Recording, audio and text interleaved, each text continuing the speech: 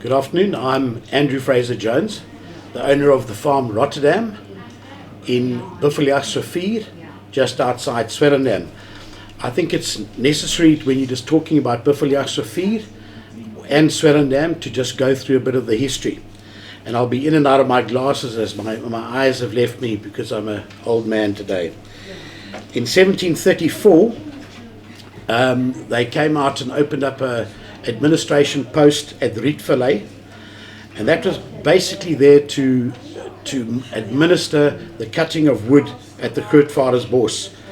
And that was the first thing that started happening in our area.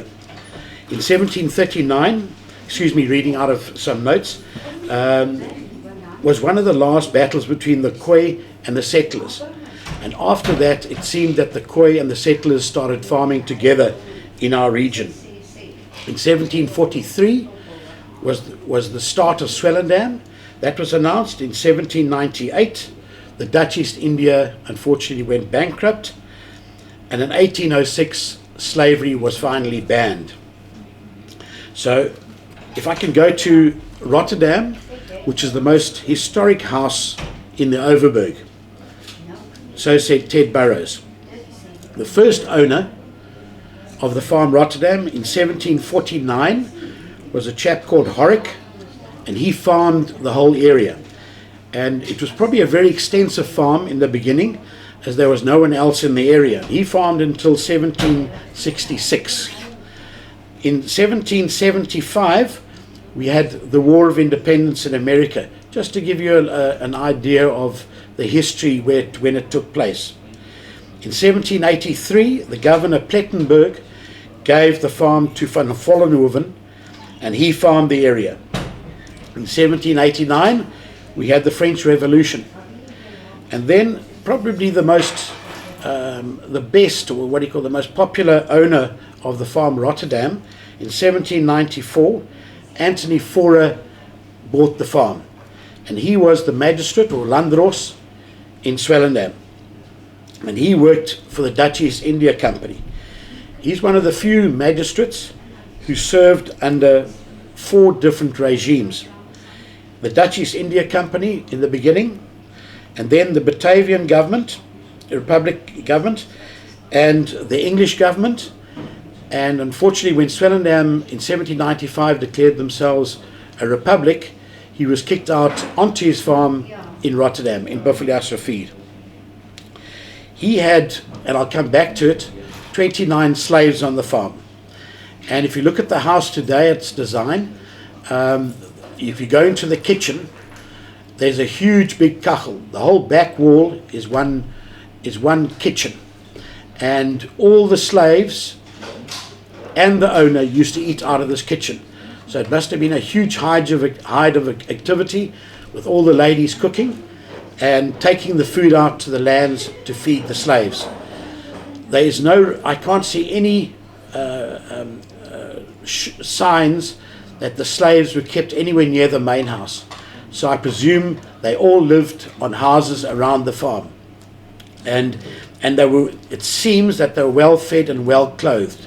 As from what you read, is that it seems that the slaves, although they owned nothing, were more healthy than a lot of the other local population.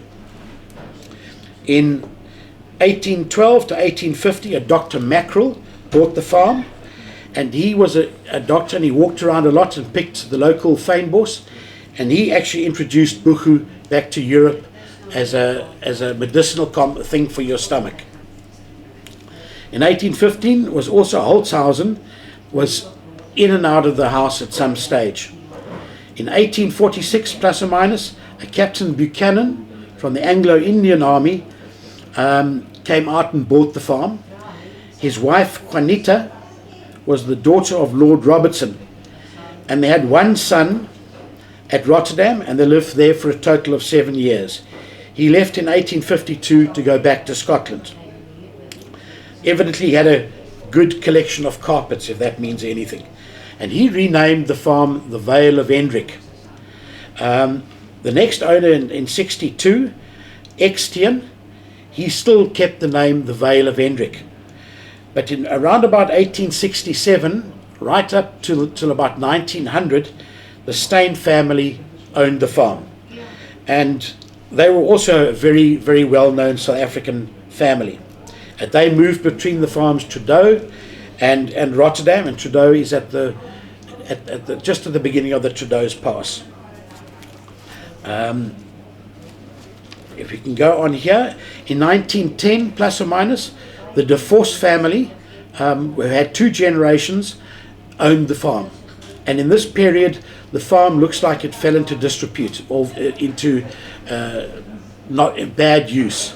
Unfortunately, the one De Vos owner, the one brother, Umkoos, he lost his son on the border during the border conflict, and lost total interest in farming, and then sold the farm. And we were the next owners. In 1983, we bought the farm and restored the house. We just say had pigs and chickens living in the house. Some stories of people who lived in the house was Jan Andries Auger, who was the baassteinier or chief botanist of the Cape Castle, who served the Cape Castle from the 1740s till about the 1780s, and he developed the Cape Gardens. And you'll see his name written on the big rock, the National Monument rock, as you walk into the Cape Gardens. So he worked for Governor Tulbach in the Cape. He then left when he retired. He left and he went up the east coast towards the Gamtoos River, and unfortunately he got entangled in some of the wars on the frontier, and it left him destitute, and he came back to Swellendam round about 1800, and he was picked up while Magistrate Forer was on commando, and Magistrate Forer brought him back to his house and said he must stay here until he retires. Now Auger was a good botanist of the time, and he even had a plant named after himself, which is a small, his speciality was succulents or fet planter. And there's an Augus, I think it's called Augus capensis, which has been named after him. And when he was an old man, approaching 90 years old, a Liechtenstein who visited, he was an adventurer, a German adventurer who visited the farm, brought the great news that they'd named a plant after him. By this time, unfortunately, Auger was blind, and he could not. And he asked, "What does the plant look like?" Unfortunately, Liechtenstein, not being a botanist, could not describe it. And they say that Auger was very upset and very cross that he's now going to die not knowing which plant they had named after him. He is buried on the farm Rotterdam. They say amongst in the Populierbos, but we unfortunately do not know exactly where the Populierbos is. So we'll be planning on erecting just a memorial plaque for Auger. Other people in 1804. As I say, Liechtenstein visited the farm. Lady Anne Barnard came past. She never stayed the night, but they had tea, I think, and scones with the magistrate. And a Baron van Bruggenrode also visited the farm. And they say that Forer was a very friendly man and loved people to visit the farm.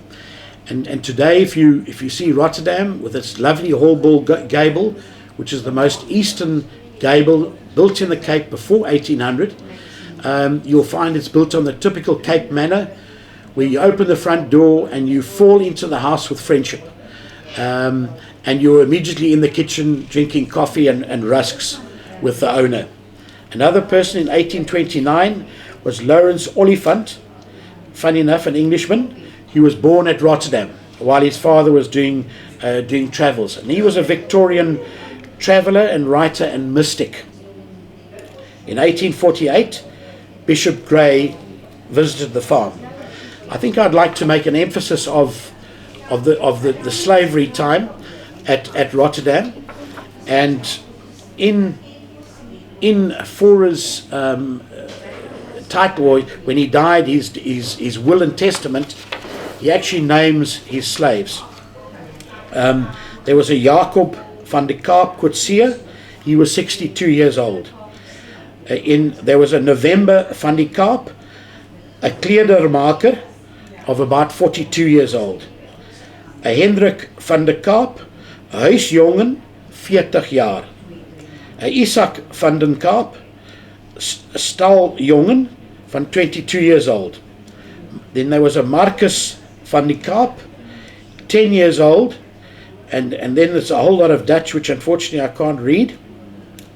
And then a December van Madagascar was a tuinier of 67.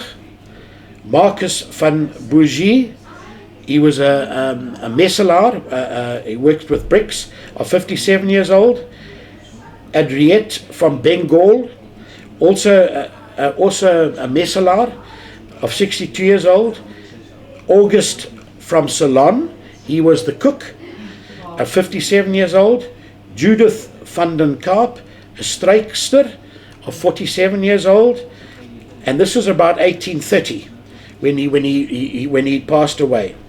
Francina van die Kaap, ook a strijkster of 40 years old, and she had a child, and it actually mentions in his will that she must be given her freedom on his death.